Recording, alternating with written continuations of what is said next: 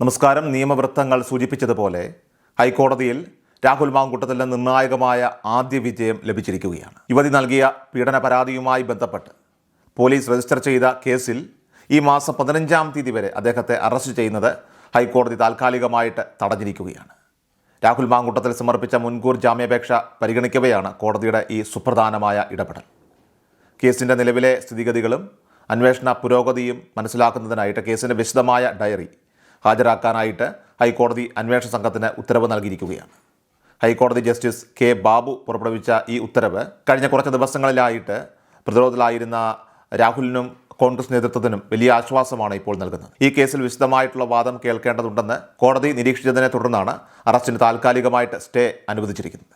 അന്വേഷണ സംഘം രാഹുലിനെതിരെ രാഹുൽ വേട്ട എന്ന രീതിയിൽ തിരച്ചിൽ ശക്തമാക്കിയ ഘട്ടത്തിലാണ് കോടതിയുടെ നിർണായക ഇടപെടൽ ഇപ്പോൾ ഉണ്ടായിരിക്കുന്നത്.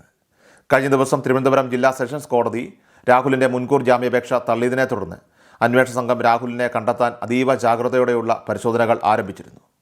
രാഹുൽ മാങ്കൂട്ടത്തിൽ കേരളം വിട്ട് ആദ്യം തമിഴ്നാട്ടിലേക്കും തുടർന്ന് കർണാടകയിലേക്കും കടന്നു എന്നായിരുന്നു അന്വേഷണ സംഘത്തിൻ്റെ നിഗമനം. ഈ ദിവസങ്ങളിൽ രാഹുലിനായിട്ടുള്ള അന്വേഷണ സംഘത്തിൻ്റെ ഊർജിതമായിട്ടുള്ള തിരച്ചിൽ വലിയ മാധ്യമ ശ്രദ്ധ നേടിയിരുന്നു.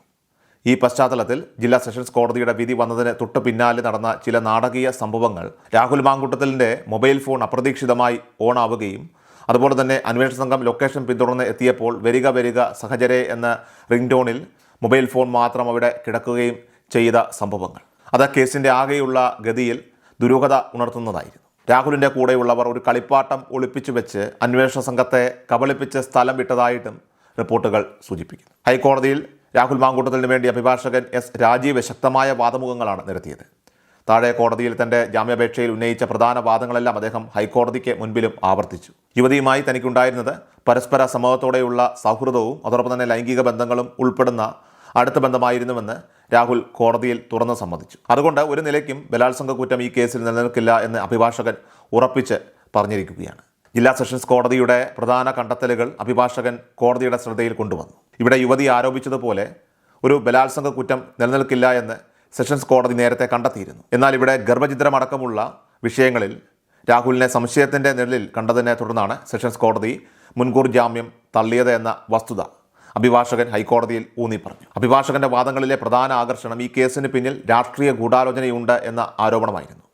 യുവതിയുടെ പരാതിക്ക് പിന്നിൽ BJP CPM കൂട്ടായ ഗൂഢാലോചനയുടെ സാധ്യതയുണ്ടെന്ന് രാഹുലിൻ്റെ അഭിഭാഷകൻ കോടതിയിൽ ആരോപിക്കുകയുണ്ടായി. തദ്ദേശ ഭരണ തെരഞ്ഞെടുപ്പ് അത് തൊട്ടുമുന്നിൽ നിൽക്കവേ അപ്രതീക്ഷിതമായി ഈ പരാതി ഉയർന്നു വന്നതിൻ്റെ കാലതാമസവും രാഷ്ട്രീയ ലക്ഷ്യവും ചൂണ്ടിക്കാട്ടിക്കൊണ്ടുള്ള വാദമാണ് അദ്ദേഹം പ്രധാനമായിട്ടും ഹൈക്കോടതിയിൽ ഉയർത്തിയത്. പരാതിക്കാരി പരാതി നൽകാൻ എടുത്ത കാലതാമസം സംശയാസ്പദമാണെന്നും അദ്ദേഹം വാദിക്കുകയുണ്ടായി. താൻ സുരക്ഷിതനായി മടങ്ങി വന്നാൽ അറസ്റ്റ് താൽക്കാലികമായിട്ട് തടഞ്ഞാൽ യുവതിയും താനും തമ്മിലുള്ള ടെലിഫോൺ സംഭാഷണങ്ങളുടെ വിശദാംശങ്ങൾ ഉൾപ്പെടെയുള്ള എല്ലാ തെളിവുകളും കോടതിക്ക് മുൻപിൽ സമർപ്പിക്കാമെന്ന് രാഹുലിൻ്റെ അഭിഭാഷകൻ ഹൈക്കോടതിയെ അറിയിച്ചു. ഈ വാദം കോടതി അംഗീകരിക്കുകയും തെളിവുകൾ ഹാജരാക്കാനായിട്ട് ആവശ്യപ്പെടുകയും ചെയ്തിരിക്കുകയാണ്. യുവതിയുമായി ഉണ്ടായിരുന്ന ബന്ധത്തിൻ്റെ സ്വഭാവം കൂടുതൽ വിശദീകരിക്കുന്ന വാദമുഖങ്ങളാണ് അഭിഭാഷകൻ കോടതിയിൽ നടത്തുകയുണ്ടായത്. യുവതി സ്വമേധയാ ഗർഭഛിദ്ര ഗുളികകൾ കഴിക്കുകയായിരുന്നുവെന്നും ഗർഭഛിദ്ര ഗുളികയ്ക്ക് വേണ്ടിയിട്ട് യുവതി തന്നെയാണ് രാഹുലിനോട് ആവശ്യപ്പെട്ടതെന്നും അഭിഭാഷകൻ വാദിക്കുകയുണ്ടായി. ഇവർ എവിടെയുണ്ട് എന്നതിൻ്റെ ഗൂഗിൾ ലൊക്കേഷൻ ഉൾപ്പെടെയുള്ള വിശദാംശങ്ങൾ പോലും യുവതി തന്നെയാണ് രാഹുലിന് അയച്ചു കൊടുത്തത്. അപ്പോൾ അതിൻ്റെ അടിസ്ഥാനത്തിലാണ് ഗുളിക എത്തിച്ചു നൽകിയത് എന്നും അദ്ദേഹം കോടതിയിൽ വ്യക്തമാക്കി. ചുരുക്കത്തിൽ കേസിലെ പല ആരോപണങ്ങളിലും യുവതിയുടെ പങ്കാളിത്തം സ്വയം ഏറ്റെടുത്തുകൊണ്ടുള്ള ഈ പ്രതിരോധവാദം അത് കോടതിയിലേറെ ശ്രദ്ധ നേടിയിരിക്കുകയാണ്. ഈ നിർണായക മെസ്സേജുകളും അനുബന്ധ തെളിവുകളും കോടതിക്ക് മുൻപിൽ ഹാജരാക്കിയതോടെ കോടതി ഒരു നിമിഷം രാഹുലിൻ്റെ വാദം ഭാഗികമായി അംഗീകരിക്കുന്ന നിലയിലേക്ക് കാര്യങ്ങൾ എത്തുകയുണ്ടായി.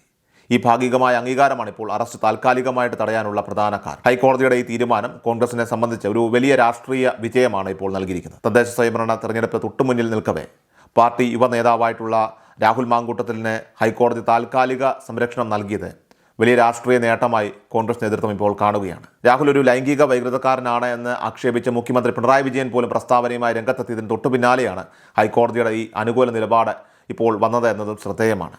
ഹൈക്കോടതി ജാമ്യം അനുവദിച്ചെങ്കിലും അറസ്റ്റ് താൽക്കാലികമായി തടഞ്ഞതിലൂടെ രാഹുൽ മാങ്കൂട്ടത്തിന് ഇപ്പോൾ സ്വതന്ത്രനായിട്ട് പുറത്തു വരാനും അന്വേഷണ സംഘത്തിന് മുന്നിൽ തൻ്റെ ഭാഗം കൃത്യമായിട്ട് അവതരിപ്പിക്കാനും ഇപ്പോൾ അവസരം ലഭിച്ചിരിക്കുകയാണ്. ഈ വിധി രാഹുലിൻ്റെ ആദ്യ വിജയമാണെന്നും ഇത് രാഷ്ട്രീയ ഗൂഢാലോചനകൾക്കുള്ള തിരിച്ചടിയാണെന്നും രാഹുലുമായി ബന്ധപ്പെട്ട വൃത്തങ്ങൾ പ്രതികരിച്ചു. കൂടുതൽ വിവരങ്ങൾ കേസ് ഡയറി അത് കോടതിയിൽ ഹാജരാക്കിയ ശേഷം വരുന്ന വാദങ്ങളിൽ അറിയാൻ സാധിക്കും.